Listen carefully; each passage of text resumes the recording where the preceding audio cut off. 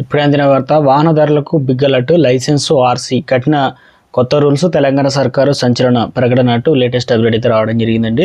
So ఆ వివరాలు ఏంటది కూడా వీడియోలో తెలుసుకున్నా. వీడియో చివరి వరకు చూడండి, అర్థమవుతుంది. మొదటిసారి ఛానల్ వస్తే తప్పకుండా సబ్స్క్రైబ్ చేసుకోండి. చూస్తున్నారు కానీ లైక్ చేయడం మర్చిపోతున్నారు, లైక్ చేయండి. వివరాలకు అయితే వెళ్ళిపోదామండి. ట్రాఫిక్ ఉల్లంఘనలకు సంబంధించి మీ వాహనాలకు పోలీసులు విధించిన చలాన్లు ఇంకా చెల్లించలేదా? ఇకపై ఏమాత్రం నిర్లక్ష్యం చేసినా భారీ మూల్యం చెల్లించక తప్పదు. పెండింగ్ ట్రాఫిక్ చలాన్లు వసూలు చేయడం కోసం తెలంగాణ ప్రభుత్వం సరికొత్త అభియాన్ని అమలు చేయబోతుంది. సంవత్సరంలో 5 కంటే ఎక్కువ చలాన్లు పెండింగ్లో ఉంటే ఆ సంవత్సరం నేరుగా రవాణా శాఖకు వెళ్తుంది. వెంటనే వాహనదారుడికి డ్రైవింగ్ లైసెన్స్ను ఆర్సీని అధికారులు అయితే బ్లాక్ చేస్తారన్నమాట.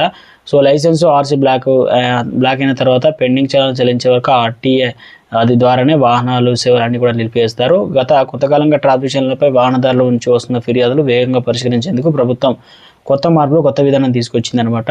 కేంద్ర మోటార్ వెహికల్ రూల్స్ ప్రకారం జరిమానాలో ఉన్నటువంటి అభ్యంతరాలను త్వరితగతిన పరిష్కరించేందుకు గ్రీవెన్స్ రైట్స్ అనగా అథారిటీని ఏర్పాటు చేయబోతుంది కొత్త విధానం. దీనికి సంబంధించి ప్రాథమిక నోటిఫికేషన్ మరొక 2 రోజుల్లో రాబోతుంది. పోలీస్ శాఖలో చలాన్ల విషయంలో ఒకటి హైదరాబాద్ కావచ్చు, హైదరాబాద్ మల్కాజ్గిరి ఫ్యూచర్ సిటీ కమిషనర్లో ట్రాఫిక్ డీసీపీలు ఫిర్యాదులు అయితే వీటిని పరిష్కరించడం జరుగుతుందన్నమాట. ఇతర జిల్లాల్లో అదనపు ఎస్పీలు బాధ్యతలు అయితే నిర్వహించడం జరుగుతుంది.